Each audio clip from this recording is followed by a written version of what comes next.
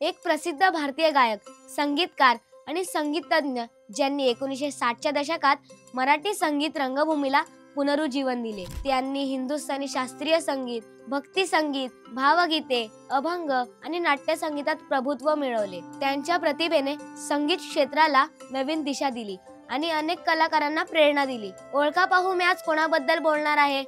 नाही ओळखता येत?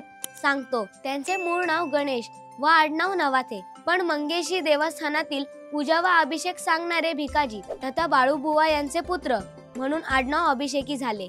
आता ओळखलं बरोबर, पंडित जितेंद्र अभिषेकी। आणि 21 सप्टेंबर हा त्यांचा जन्मदिवस। नमस्कार, मी हिमांशु आणि आपण पाहतात कलाकार दिनविशेष भाग 264 powered by goprag.com। Pandit Jitendra अभिषेकींचा जन्म गोव्यातील मंगेशी येथे झाला।